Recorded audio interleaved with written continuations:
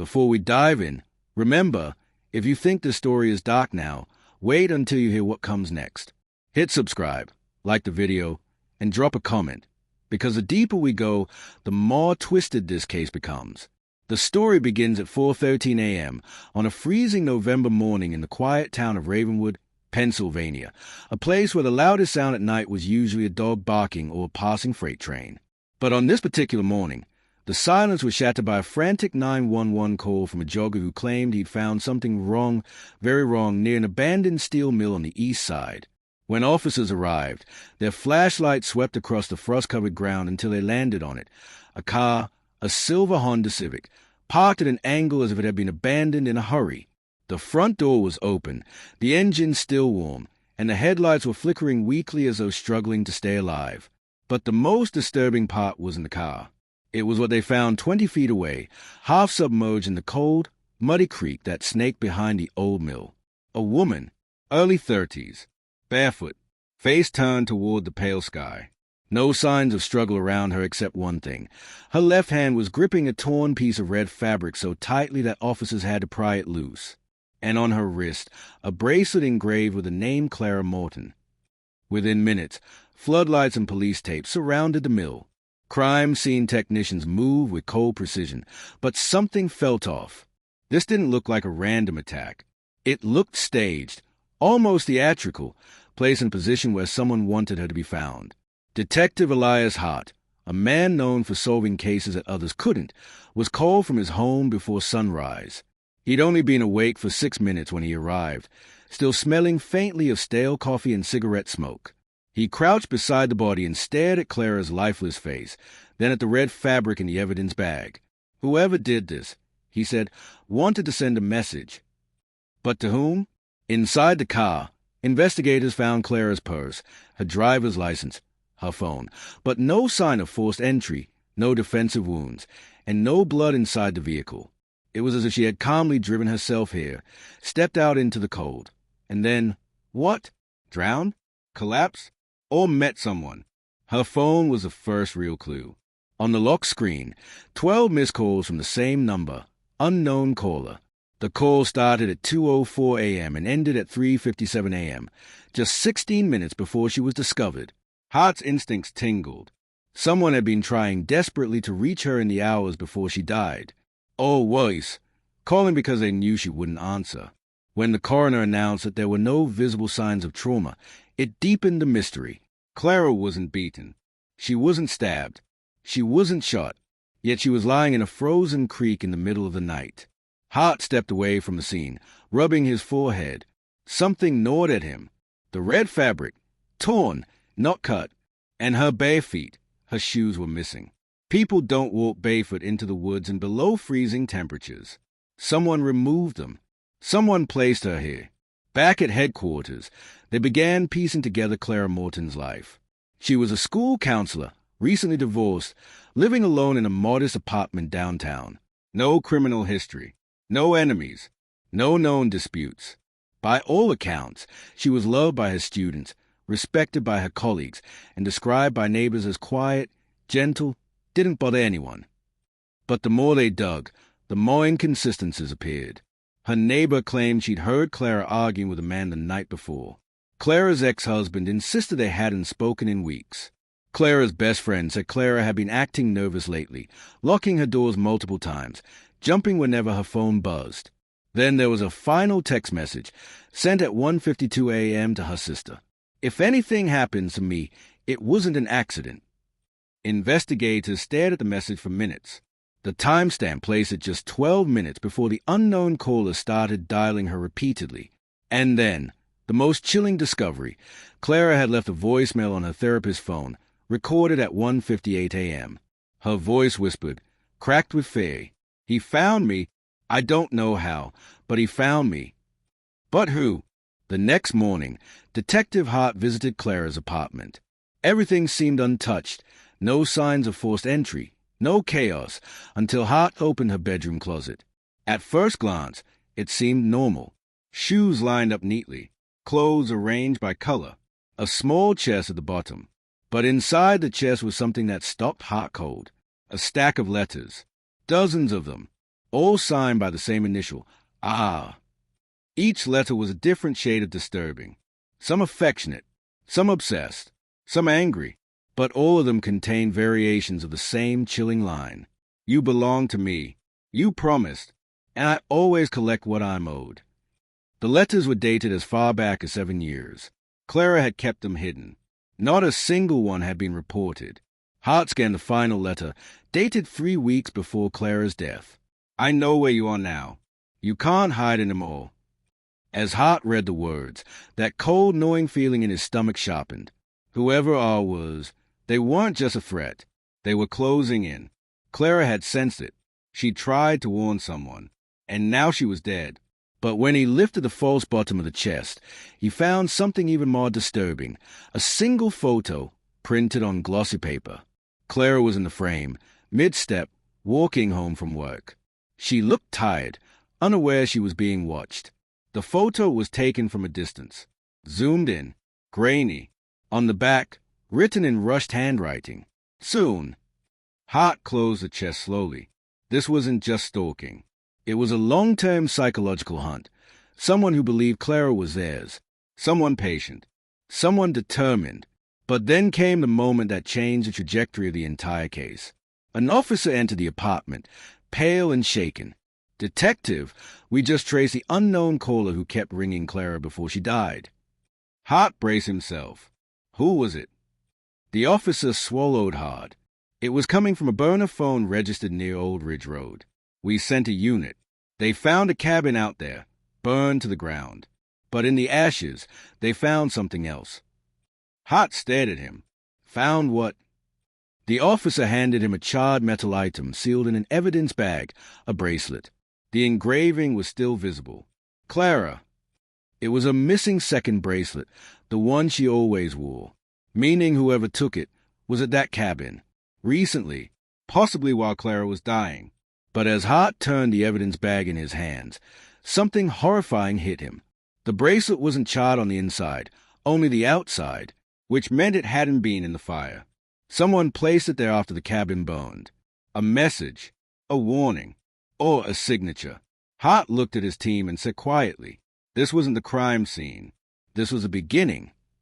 And then, as he stepped outside, another officer came running with a radio. Detective Hart, you need to hear this. We just found something at the creek where Clara was discovered. Hart toned. What is it? The officer hesitated, breathless. A second body. Detective Elias Hart had seen dozens of crime scenes in his career, but nothing prepared him for the sight waiting beneath the steel mill's rusted beams. The floodlights cast long shadows over the water, and officers stood in a tight circle, whispering urgently. When Hart pushed through them, he froze. Another victim, a man this time, face up, early 40s, wearing a soaked button-down shirt, sleeves rolled to the elbows, no visible injuries. No signs of a struggle. Just like Clara, the same eerie stillness, the same unnatural positioning, as if someone had placed him there deliberately. What made this was, far worse, was the object resting on his chest. A second piece of red fabric, torn, identical to the one found in Clara's hand. Hart's pulse tightened. 2 bodies. Same night, same location, same signature. This was no isolated attack. This was a pattern, a message from someone who wanted to be heard. ID. Hart asked, kneeling beside the man. Name's Daniel Mercer, one officer said. Local real estate developer. Wife reported him missing at around 2:30 a.m. Hart studied Mercer's face, calm, almost peaceful. But his phone wasn't anywhere near him. His wallet was missing. His wedding ring gone. Whoever staged the scene wanted to strip him of identity, but leave just enough breadcrumbs for police to follow. Hart stood slowly, his breath fogging in the cold air. Clara and Daniel, 2 people who had no connection on paper. 2 different careers, different neighborhoods, different lives. At least, that's how it seemed. As officers lifted Daniel's body for transport, Hart spotted something glinting beneath the shallow water. He stepped in, boots sinking slightly into the mud, and pulled the object out. A small metal key. It was old, brass, worn, with a faint number scratched near the head, 117B. "What does that go to?" an officer asked. Hart stared at the key, turning it in his glove. Something locked. Something someone didn't want found. He pocketed it and stepped away. The early morning light was beginning to creep over the horizon, turning the sky slate blue. As the town slowly woke, Hart could already feel the whispers forming. Ravenwood wasn't used to blood-chilling mysteries, let alone 2 deaths in one night. Back at headquarters, exhausted officers filed in and out like ghosts. Coffee steamed on every desk. The whiteboard at the front of the room was now covered with 2 side-by-side photos, Clara Morton and Daniel Mercer. Underneath each, columns labeled motive, timeline, last contact, unknowns. A sea of unknowns. Hart called for the lead forensic examiner. "Walk me through it again." "Both victims showed no signs of struggle," she explained. "No bruising, no fractures, no defensive wounds, no ligature marks. Body temperatures indicate they died somewhere else, likely within an hour of each other, then were transported to the mill." "Transported how?" Hart asked. "Vehicle, most likely. No drag marks. Whoever did this carried them carefully." "Carefully," Hart echoed, his voice tight, like they didn't want to damage their presentation. The examiner nodded slowly. "There's one more thing. We found faint residue on both bodies, a chemical preservative. Very unusual." Hart frowned. "Preservative? Like embalming fluid?" "No. More like a slow-acting anesthetic that can immobilize someone without leaving obvious marks. Hard to detect. We're still running tests." Hart exhaled. This wasn't rage. This wasn't spontaneous. This was calculated, calm, meticulous. He turned to the board. "I want connections. Anything. Where they shopped, where they worked, who they knew. There's something tying them together." An officer raised a hand. "We found something strange with Daniel Mercer's phone records."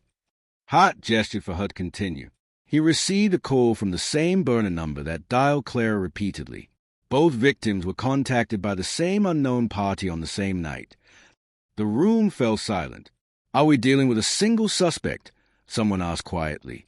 Hart didn't answer. His mind was racing. If one person had lured both victims, separately, then that person was organized, intelligent, someone with a long-term plan. Before he could dig deeper, the morgue technician entered, holding a sealed envelope. "This was found inside Daniel Mercer's shirt pocket," she said. "Folded twice. Waterproof paper." Hart took the envelope, his heartbeat quickening. Inside was a small, crisp note, a single sentence typed in black ink. "You missed something." Hart stared at it. Then he checked the back. Blank. "When did you find this?" he asked. "During initial processing." It was pressed flat against his chest. Hart inhaled sharply, meaning whoever placed him in the creek wanted us to see this. Wanted the chase. Wanted the attention. A detective from across the room called out, "We got Clara's autopsy prilling." Hart turned. "She didn't drown," the detective said. "Neither did Mercer. There's no water in their lungs." Hart's stomach tightened. "So cause of death?" The detective swallowed. "They think they were injected with something. A drug, but it's something we haven't seen before." There it was. Confirmation. This killer was using a method designed to avoid suspicion. A method that left victims looking untouched, their bodies arranged like art pieces. Hart reached into his coat pocket, retrieving the worn brass key. He turned it over once more. Someone left this for him. A clue. Maybe even an invitation. He needed to figure out where it belonged. A rookie officer approached timidly. "Detective, we traced that key's style and numbering. It belongs to an old storage facility in Ravenwood, one that closed down 8 years ago." Hart's pulse kicked. Storage units. Abandoned. Forgotten. Perfect for hiding anything. "Location?" he asked. "East Briar Road. Unit 117B. Hart grabbed his coat. "Get a team. We leave now."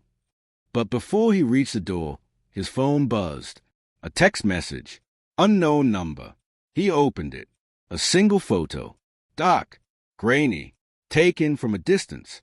It was him, Detective Elias Hart, walking into Clara Martin's apartment earlier that morning. Someone had been watching them, watching him. A second message came through. "You're getting close." Hart stared at the screen, the room spinning slightly. This killer wasn't hiding. They weren't afraid. They were orchestrating everything with deliberate precision, including the moment Hart realized he was part of the game. He shoved the phone into his pocket and headed for the door with renewed urgency. The team followed him to the parking lot, engines roaring to life. The road ahead was coated in frost, trees whipping past as they sped toward East Briar Road. The abandoned storage facility loomed ahead, a rusted chain-link fence surrounding rows of decaying units. Hart stepped out first. The air felt wrong, heavy, electric, as if the place itself held its breath. Unit 117B sat near the back, half swallowed by shadows. Hart approached slowly. The door was padlocked. He lifted the brass key with trembling fingers, slid it into the lock, and heard a soft click. The padlock fell open. He hesitated only a moment before lifting the door. It groaned upward. The team raised their flashlights, and then every beam landed on what was inside. Hart's heart stopped, because inside Unit 117B was something that rewrote the entire case. Something no one expected. Clara Morton, standing, alive. The first major breakthrough came 72 hours after the incident, just as investigators feared the trail was going cold. Detectives had spent days combing through conflicting witness statements and reviewing hours of surveillance footage with no clear suspect. Then, during a routine canvass, a local store owner reported something that immediately shifted the investigation. A black SUV had been parked behind the building around the time of the crime, its driver acting unusually tense and watching the street instead of going inside the store. The owner hadn't considered it important until he heard news of the case, but his description of the vehicle matched a partial plate already flagged by traffic cameras the same night. Detectives quickly traced the SUV to a rental company on the outskirts of town. The paperwork showed it had been rented using a prepaid card and a temporary phone number, classic red flags for an organized operation. But investigators noticed something even more promising. The rental clerk had handwritten a note on the form describing the renter as nervous, impatient, and wearing a distinctive silver wristband. Reviewing security footage from the rental office confirmed the detail, and detectives now had their first visual reference of a person potentially connected to the crime. This small lead triggered a chain reaction. A digital forensic specialist enhanced the footage, isolating the wristband's design, which matched bands typically given to attendees of a private event held that same evening at a popular downtown venue. When police cross-checked the guest list against recent rental records, one name appeared in both databases, a name tied to previous investigations but never formally charged. For the first time since the case began, investigators felt they were no longer chasing shadows. They had a direction, a person of interest, and the beginnings of a trail that hinted this story might be far bigger than anyone initially imagined.